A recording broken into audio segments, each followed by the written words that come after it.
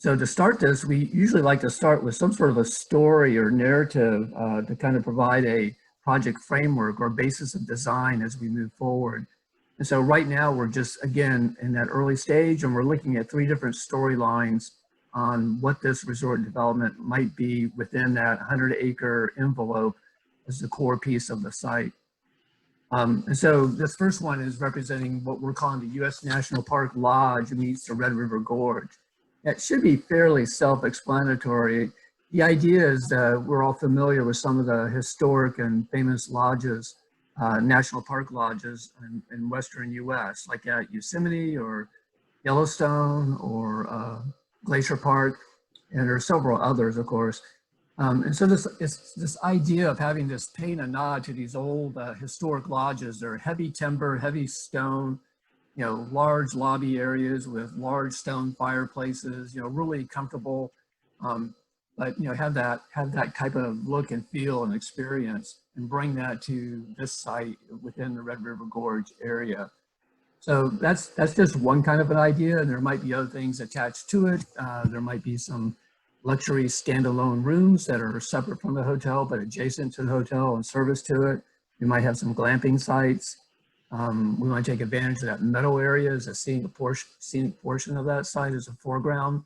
And then, just using that kind of a theme, if you will. But when I say theme, please don't take it as Pigeon Forge or Gatlinburg. It's more just about a style that we're thinking about right now, the experience of what a guest might find when they go to this resort.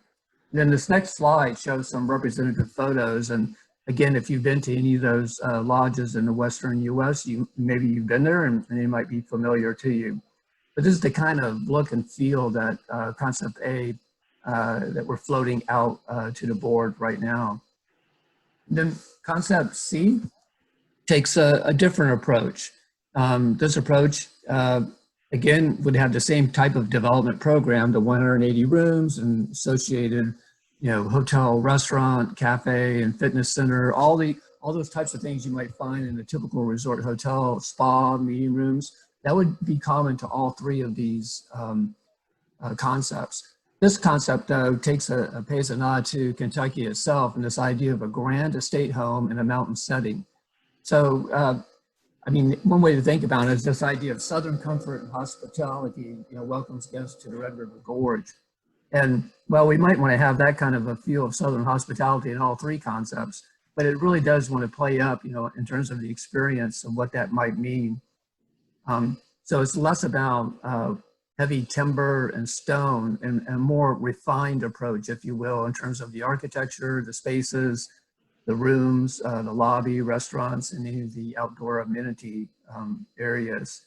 And so this next slide shows some representative images of, just remember these are just images that to inspire design and planning team. And we're not saying it's exactly any one of these images. It's just things that we use as inspiration to move forward in a final concept design.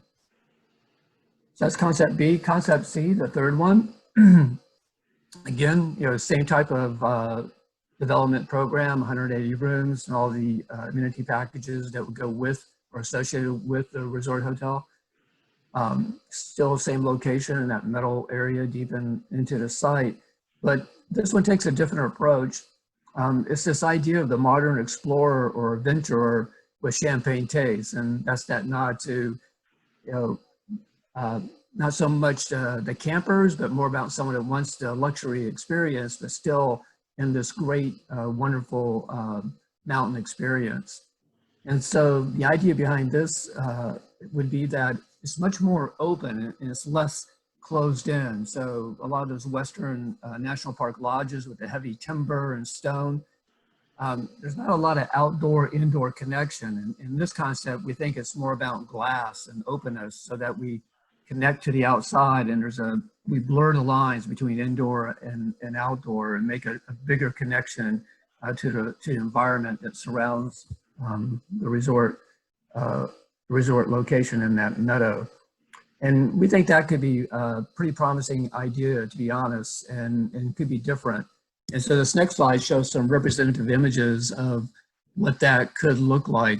You can see this idea like that upper right-hand image where it's much more open. Think of the lobby with a lot of glass, and you can look out and see the seasons change and have views out across that meadow and towards the existing ridgeline. And so that's kind of the idea, I think, and things like artwork, garden spaces in the meadow, and other things associated might be very complementary to this type of a concept. So the modern explorer meets the Red River Gorge is the idea behind that. So that's where we are currently, and just in terms of concept development of these for this particular site. And again, I just want to emphasize we're looking at keeping over 80% of that site as a conservation area. We're making sure that nothing is built within 200 feet of the base of that ridge line. That's a typical standard and for park design on the state level. So we think there's a lot of good attributes to this, and that's why this site was chosen, because it had that kind of room and space and natural features to make it be a very appealing location and a great guest experience. All things that will be needed in order to make this a successful resort development. But John, I'm not sure what's next, but. Yeah, so I think what we'll do now is I'll leave this slide up with the key dates and things, and let people look at that as we go through and answer questions. So I know there's a lot of questions on there, and we're going to do our best to go through them and answer them. And so, yes, sir. This is Dave. The three themes that are concepts that Greg just laid out. Folks who are on the call tonight can go to the website, the Social Pinpoint website, and give their opinions of which of those resonate with them the most, right? Yes, I'll be adding them so that we can take that feedback. Okay, good. We didn't want to put those up before we had an opportunity to release them. So I'm going to start with the 4.5 can be subjective, and so what's comparable. So to give you an example that some of you may know, the Griffin Gate Resort in Lexington would be around a 4-star resort. It's got a spa, it's got a golf course, it's got meeting facilities. So that would probably be around a 4. Some of you have probably heard of Blackberry Farm down in Tennessee. That would be a 5, but that one's a lot more expensive to stay in than what we would recommend for this area.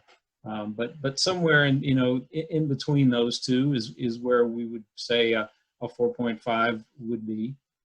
So and I guess to build on the environmental questions that had come up and some of the things Greg had mentioned, I wanted to again reiterate that in our plan, this is our recommendation of what we think would be good for that site if a resort were to be built. A lot of things still have to happen before a resort could be built, and a developer that comes in, we hope would follow the recommendations that we put in our report, because they've really come from the things that we've heard through the town halls, from our local advisory board, and from our stakeholders. And a lot of those things have to do with protecting the environment. And I'll give you a couple examples of how we feel like, at least for the resort property, we've been trying to do that. So as Greg mentioned, we feel like probably about 80% of this site could be put into some sort of conservation easement based on the amount of acreage in the site and the amount that would be needed for the size of resort that we're talking about. We also are following the U.S. Fish and Wildlife recommendations for the 200-foot buffer from the cliff lines, and not building structures on top of the cliff lines. We do recommend that they allow trail access, obviously, so people can experience things up close. We have identified certain features on the site, like a cemetery and a cave and some rock shelters, that will be areas that are sensitive, that we'll need to outline for a potential developer, that those are areas they should take care with and probably avoid, because we know that there's bat populations in particular up there. We are aware that there are flooding concerns in that part of Slade, And one of the things that we are looking at when we're putting together a preliminary cost estimate for what it would cost to build a resort here are ways to hold and treat stormwater on site so that it doesn't add any issues in the middle fork of the Red River. We do anticipate that there will be a good amount of new roads put in, and so one of the things that we had to do was think about, well, how long do the roads really need to be, because we can't just go through and blast a bunch of rock out. We need to build those roads in the most sensitive way possible, and in some cases that actually increases the cost because you need extra length. But at least with that extra length, you're not blasting and you're not cutting a lot of rock and creating other problems. So those are some of the things that we looked at specific to the resort in terms of environmental protections. One of the things we mentioned earlier that we see as a really neat opportunity that the state park is actually already talking about is the idea of taking out the dam at Hoedown Island and doing a stream restoration. And that stream restoration should bring back some of the habitat that stream has lost over the years because of that dam, and hopefully solve some other issues, potentially help with some of the flooding issues in the area as well. So those are just some things in terms of the resort and the park. A lot of the other things in terms of environmental considerations, the main thing that we're in the overall tourism strategy that are related to that is the idea of trying to get fewer cars into the gorge itself and on that loop. And so we do that with trailheads on the outside and with shuttles so that not as many people are driving. And that's something that's needed currently. Whether there's a new resort or not, that's something that should already be in the works, we feel like. So those are some of the environmental things that we're looking at. I don't know if you all wanted to add anything to that before we get to the next question. There's a couple of questions related to, how it would be constructed, and are we keeping keeping environmental considerations in mind? And I think that's one of the reasons, for that meadow site, it's already cleared. So it's not a matter of having to clear cut a lot of trees or do a lot of damage to the land. And our idea is to, wherever a structure goes, whether it's the envelope of the hotel or it's a luxury villa, cottage, cabin, or the distillery and a restaurant, is to make a minimal footprint and minimal clearing and leave as much of the natural vegetation as possible. Any replanting of vegetation would be primarily through native plant materials. What is found there, put back. So those kinds of things would be considered. And then even on the hotel construction, there's different guidelines you can use that look at a sustainable approach to building, from the building envelope to conserve energy to using renewables, whether we want to consider to have solar panels on the roof and that sort of thing. All those things, that's further down the road, but it's something that we can recommend in our report that would be an approach by the developer. And there's different levels of that. You can have, I don't know, probably others know better than me, these different levels of silver, gold, platinum in terms of a lead and in your approach to building design. And so that's, each one of those has a higher cost associated with it the more you put into the building to make it more energy efficient. I mean, our firm, we've worked on many properties or many resorts and or building envelopes, and some of them have a net zero, in terms of energy because of the approach that we've taken. And so that can happen here as well. And remember, we're just at a concept level, and even when we do the master plan, that's still at a concept level, right? It's not a development plan or a final construction plan. It's what we think is the best approach for a developer to create this destination resort. And hopefully we put enough teeth in there that that's what will be followed as it moves forward.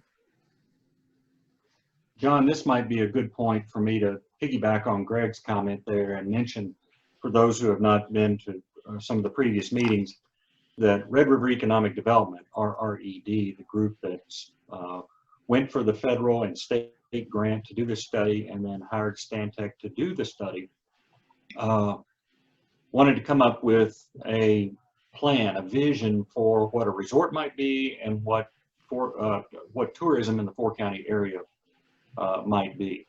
And that's what this exercise is all about.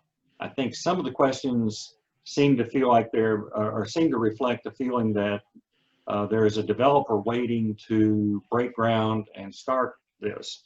And there is not a developer, there are not investors, no one is signed on the dotted line to do this project. The plan we would take to the market, so to speak, and see if we could generate interest in doing something positive in the Red River Gorge like this. And so there's nobody waiting to get done with this plan to then start construction this fall, next spring, or at any point that we know of. That is all going to develop later on. I think the good thing about this plan is that it is pulling together great ideas, not only from experts, but from the local community about what could be and what could be a positive thing for the economy and for the gorge environmentally, how you balance that.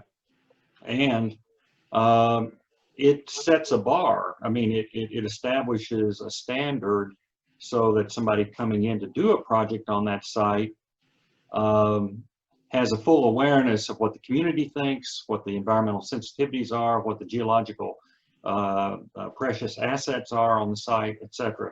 So I think it's going to be positive in that regard, but very much an unknown in terms of who will eventually roll out a development.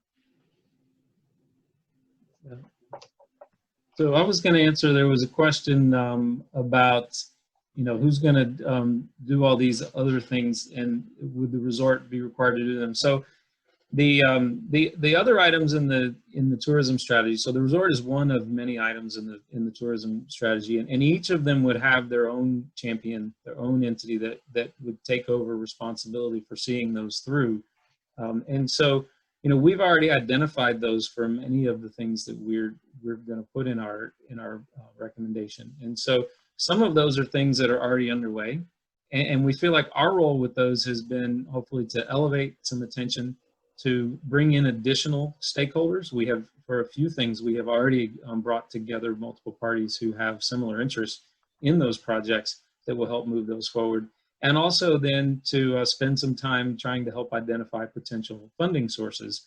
You know, likely some of them can be funded by grants. And so there are not only state and local grants, but there's some national grants, private foundations and other things that can support many of these things, including, you know, trail development, shuttles, and other things. So we feel like that those are some real opportunities to hopefully push forward some great ideas that other people already had, by bringing some more attention and some more interested parties.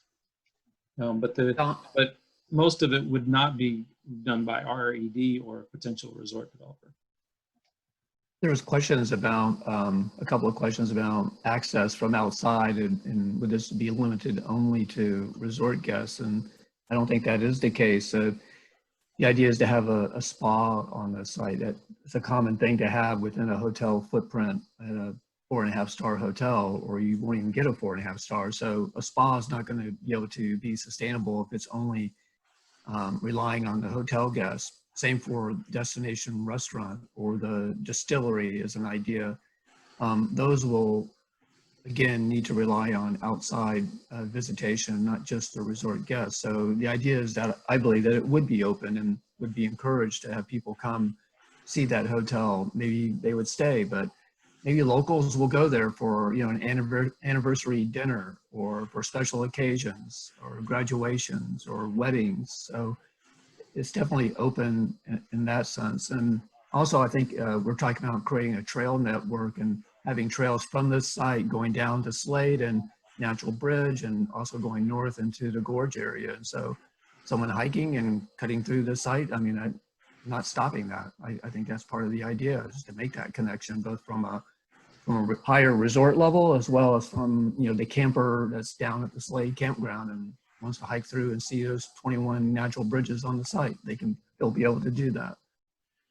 And there was another question about competition with local cabin industry. And I think this idea is that it's setting a different bar than that the cabin industry that's there. And I don't think it's going to take away from that. It's, you know, that cabin industry will stay, and it has its own competition amongst all the different ones that are there. And this is a different level of a resort and experience. And those that like to go to the cabins, you know, with their friends and share it with a family, that's still going to go on. And then there'll be a different level of a tourist or visitor that wants this 4.5-star experience. So I think they're two different things. And same with like the Hemlock Lodge at Natural Bridge State Park, or some of the other smaller motel hotels that are in the 4-county area. They're at a different price point. And you know, it's obvious not everybody's going to be able to afford a 4.5-star hotel. So having those multiple price points is good for the local economy and spreading that business around the 4-county area. John, someone asked how many people are on the call. I don't guess that shows on all the screens. There are 4 of us panelists and 58 attendees right now, Yes. which is good participation. I think we had about 40 at the last one, about 80 at the first one. Yep. Let's see.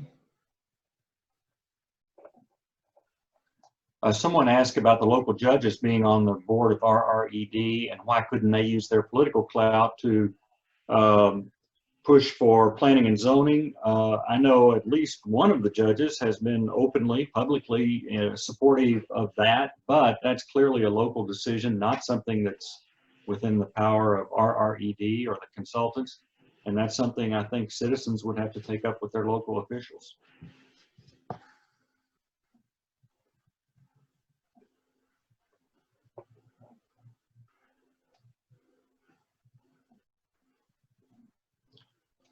Dario had a very thought out, Dario from Miguel's, who serves on our local advisory committee, had a great statement in there about trying not to hurt local businesses, local property owners through their taxation and that sort of thing. I think as we think about, especially about the resort and even the other possible attractions developed, which John described in the other counties, that's going to unfold. It would be a matter of several years for that to unfold. There's not anything that's going to happen immediately. All this is setting the stage for what could happen, and could it be done in a way that is positive for the community, the economy, and the environment. So, Dario, I think your comments are well stated there about trying to do it in a way that doesn't hurt the local taxpayers and homeowners that live there now and raise their families there now. Hopefully, several hundred jobs would be created something like this, and that would be of direct benefit to quite a few families in the area. Mm-hmm. Yeah, one of the other things that we've been careful of too is that you know, one of the things that we think is important for the resort is that the guests go and spend money at the local businesses, that they use the local outfitters and guides for excursions. And so some of the resort activities that could have been put into the program that we're recommending were not, because we felt like there were already better options in the area from existing businesses. And that was something that we were really sensitive to, and hope that, you know, the final developer will be sensitive to that as well. And so our spacing in the resort, you know, we're not envisioning, you know, lots of space for competing businesses either. That those guests would be out in the community and spending money there. That would be our idea for that kind of thing for the resort.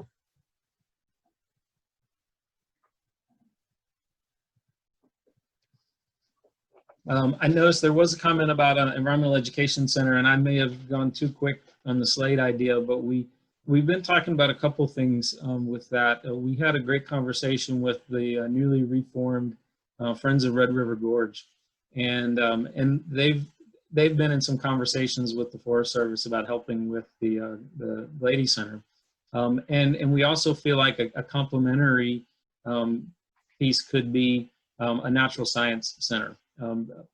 Probably in the Slade area, that is another environmental education opportunity.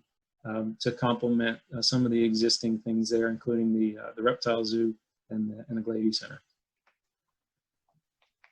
But again, that's another one of those projects that we will have to find a champion for, and that group will then need to find funding and things like that. So it's, you know, some of these ideas are further from happening than others. We feel like there are some that could happen very quickly, that already have a momentum and have lots of work has already been done.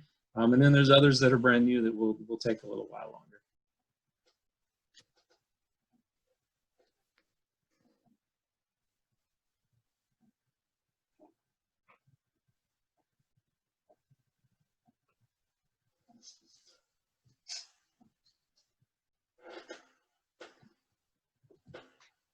I don't know if we answered the question from Bill. Why not smaller boutique hotels in the four-county area instead of one large resort in Slade?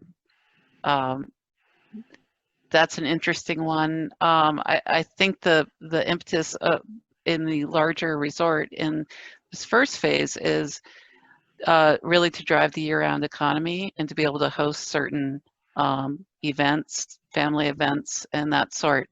There is opportunity for smaller boutique resorts down the road. There are a number of opportunity areas within the four-county area, but the resort that is proposed in this plan is really driven by a pretty rigorous market analysis of where to hit that market sector, who can you attract, and what size does it need to be to drive certain events, functions like conferencing and that sort.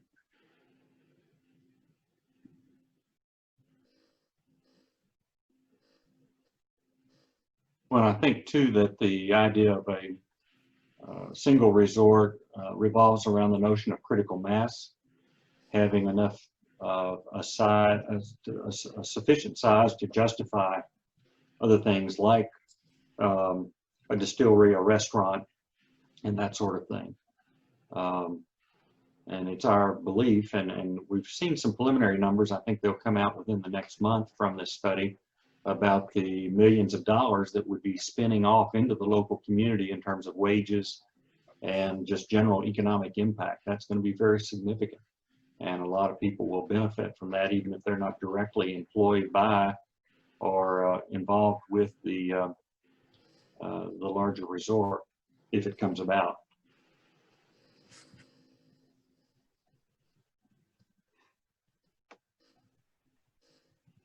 Hmm.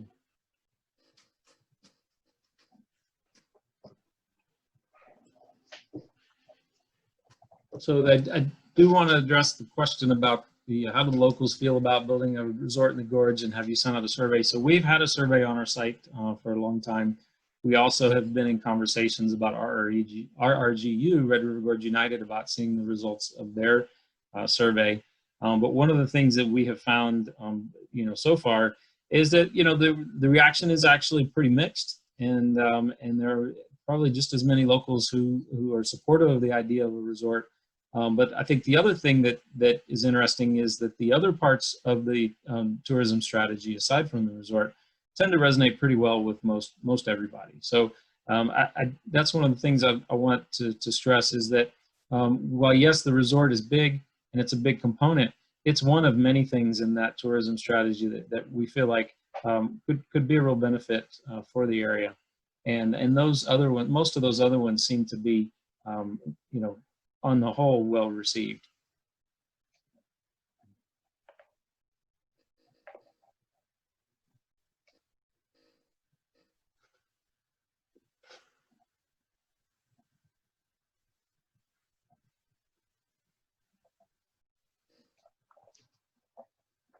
Let's see.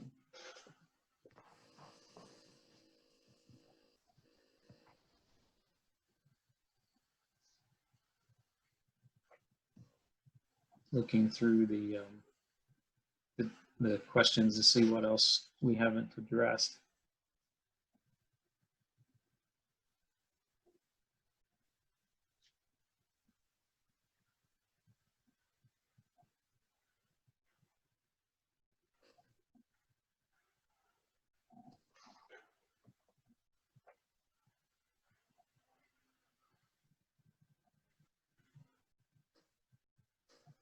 lots of comments in there, so it takes a little while to go through everything.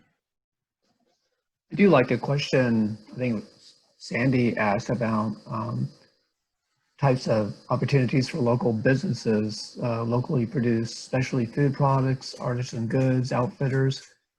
I think the answer to that is yes, yes, and yes, and more. I mean, I think those are all great opportunities. Any retail that might be there, most resort hotels I've ever worked on, they want to include local artists and artisans, in terms of products that they might sell in the retail store. Same for restaurants, locally produced. I mean, that's the main way restaurants are now, right? Trying to be farm to table if at all possible. And why not do that here? I would think that would be a key thing. So I think the answer to that question is definitely yes. There's a question from Amy about staff housing and importing staff. So that is a concern we've heard, and I think we've talked about that before. We recognize that that staffing can be a challenge, and that and then that will be something that not only a potential resort, but other businesses and current businesses will struggle with in the future, like they do now. Our ideas for the site do not include on-site staff housing. We feel like that there's other opportunities in the area for workforce housing. As we mentioned at the Pine Ridge site, it goes well with the student housing because of the educational and cultural facility that has been talked about for that site. So, we really feel like that's an area that could provide some good workforce housing and not have housing on the resort in the way we're envisioning the resort at this time.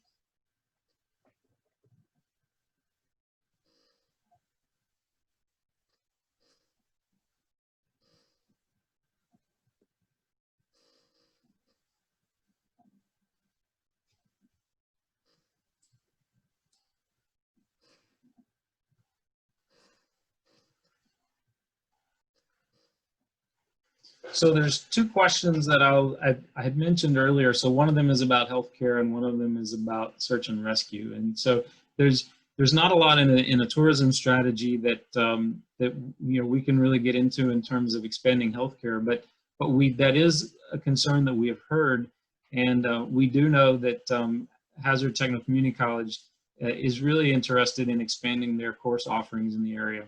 To expand their nursing program and their EMS program, which would include search and rescue.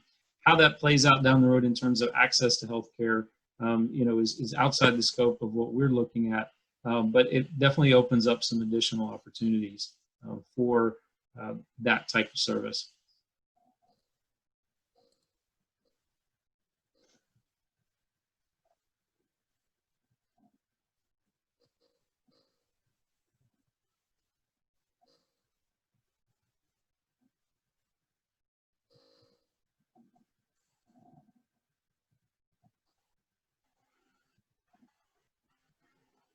All that question about COVID and its effect, and I find that it's a really interesting question, obviously, because we're meeting like this because of COVID. Otherwise, we'd be right there with you in some room and meeting face to face.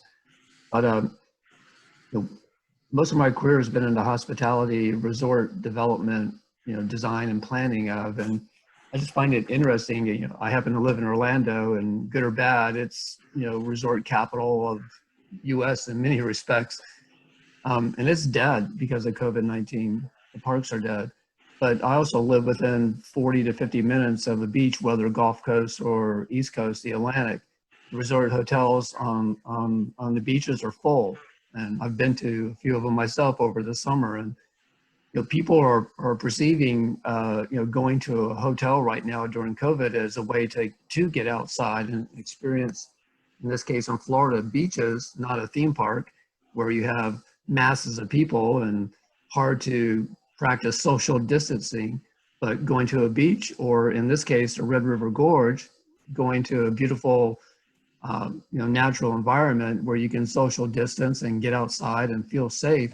I think that's going to be a big appeal for this type of a resort. Like I said, we're touching less than 20% of that land, and the idea is to have people enjoy outdoor environment and experience at that resort and the Gorge area. And so I'm less pessimistic, I guess, about the effects of COVID-19 on this type of a destination resort. If this were an urban location, if this were a theme park location, yes, and I think that would be an issue that would be more difficult to address. At this location, I think it's a great opportunity. Yeah, I might add on to that too. A lot of your travelers to the Gorge can hop in their car from a major metropolitan area within a drivable distance. They don't have to get on an airplane. And there quite possibly could be a rise in regional tourism over the next several years during COVID and beyond, as people choose to not get on those airplanes. So who knows what we'll see, in a few years from now with COVID. Everyone's sort of trying to guess at it. Greg is seeing something down in his area. I live in Denver. I'm seeing something similar where the mountains are packed, and it's hard to find a place for an overnight stay. So you're likely, at this point, you're likely to see more people coming to the Gorge, but who knows?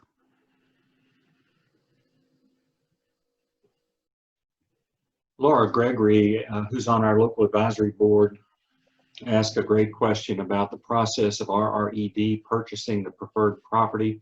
And Laura, I'll admit that there is not currently a, well, let me put it this way, RRED does not have that money in the bank. And so the question is, would we continue to work with the owner toward this broader vision? If you saw the article that was in the Lexington Herald Leader on Sunday, and it was on their e-version a couple of days before that by Linda Blackford. She did an excellent job of describing this property, and she interviewed the owner of the property, who plans to build on that property if this project doesn't take place. So there's going to be development on that property. He would build a smaller lodge and build a lot of cabins. He's done that successfully in other areas, and I don't doubt that he would do a very fine job of doing that. So there's a question as to whether we work in collaboration with the owner, or purchase the property, or extend the option. All of that is being talked about on a daily basis right now, but there is no firm answer. And she asked, is there anything that says the developer investor will have to follow the plan that Stantec has developed? No, this is a plan that will be put out there. We will shop, as you say, shopped. It will be shopped to investors to try to find folks who would be interested in making something positive happen in this region. I would guess that most of the people who would be interested in doing that would have a loyalty to the region, to Eastern Kentucky, and have some financial resources to put forward. But we don't know that. Would they have to follow the plan from Stantec? No, but the public dialogue, just like tonight's town hall meeting, the questions being asked, the sensitivities, all of that dialogue helps create an expectation. And a developer would be very unwise to come in and do something that is contrary to that. Plus the owner, the current owner of the property, would have something to say about that, of course, because he has some plans of his own. But so all of that is a question mark. I wish I could say, oh yeah, it's going to happen on this timeline or that timeline, but that's the challenge before RRED and all other people interested in supporting this project as it moves, hopefully, forward. There are a couple funding questions that that I'll address, and again, some of these are maybe a little bit of wishful thinking, but some maybe not. So I think with funding for things like the search and rescue, what you would find is that if there is an increase in activity in the area, spending and additional residents, then then the revenue that generated from that would help to fund things like the search and rescue and other things as well. Property taxes obviously cover a lot of things for the counties. In terms of the trails in the national forest, that's a difficult one. We understand that the national forest does not have the resources to invest in trail maintenance, trailhead maintenance, new trails, things like that, or has very little. There are other avenues for that, and I think that probably the most promising is the newly reformed Friends of Red River Gorge. And as a nonprofit, as part of that Friends network, they actually then become a great candidate for philanthropic giving to develop trails and trailheads and do trail maintenance. They also, have the ability to, given their current structure, to search for and apply for grants to do those things. They have the expertise and the staff to help with the studies, the environmental and the archaeological studies that have to go into new trails.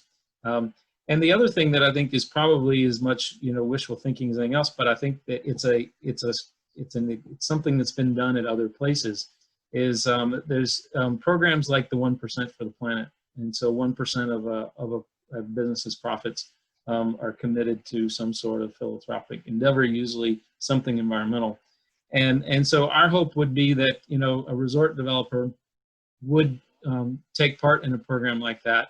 And one of many great places to route that money would be something like the Friends of Red River Gorge to do just some of those projects. So again, that's not a great perfect answer. It's some wishful thinking, but any type of new development should generate additional tax revenue, which can support some of those county services that people are concerned about. Judge Anderson from Powell County is on the call here, and he has publicly stated his support for planning and zoning. And I noticed Judge Cotto from Lee County is on the call, and he has stated that. He stated it in the chat room there tonight. But they can't do that on their own. They have to have citizen support, and of course they ultimately have to have other elected officials agree with them. So a citizens movement, and that's where I think the local community has to decide what it wants. I think the idea of an environmental protection corridor around the gorge might have great merit, and a lot of local residents would realize that there is need to protect that asset in a very well-planned way. But that's still being debated within the consulting team, I think, as to what to recommend in that regard. But those options ultimately will be up to a local community or a group of local communities that come together and agree with each other to do something about it.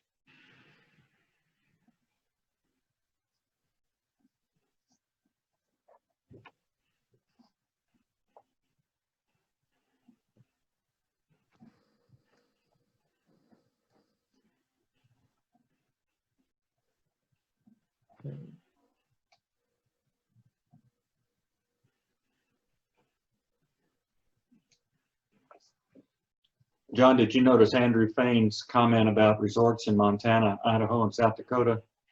Andrew is one of the contractors with Stantec on this project, and they've noticed a surge of visitors since COVID-19. Of course, Red River Gorge, the cabin folks have told us, the ones I've talked to, that they've experienced a surge once things opened up. People want to get outdoors. They feel trapped by the whole COVID situation we're in.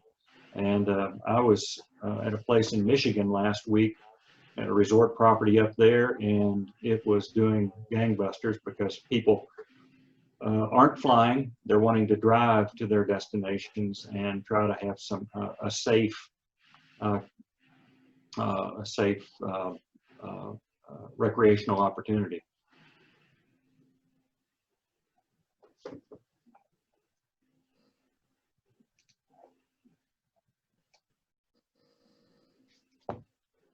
Others, we're almost at 8:30 at the time we've sort of targeted for ending. There's some other ones on there that will deserve some consideration. Feel free to go to the website and submit your ideas. We do have a record of these questions, and we will talk with the consultants about it. John, any concluding remarks on your part? Well, I think I really appreciate the questions and the comments, and we do keep a record of those, and they are helpful, definitely, as we move forward. And I just encourage you all to continue to be engaged, continue to visit our project website, and we will be posting the slides from tonight, as well as some opportunities for you to give feedback on what we covered. So look for those. I don't know if I'll get them all up tonight, but I'll hopefully get them up in the next day. So please come back to our site tomorrow and look for those to give additional feedback. Okay. Thanks everyone for taking time. This is what it's all about, is to engage the community and get the best of everyone's thinking. Not everyone will be happy with the direction of this. Of course, it's rarely do you have unanimous opinion on things like this, but we benefit by the exchange of ideas, and we appreciate what you've submitted tonight. All right. Thanks, Greg, Nancy, Andrew, John, and we'll gather again on September 29th. Okay. All right. Great. Bye. Thank you. Good night. Thank you.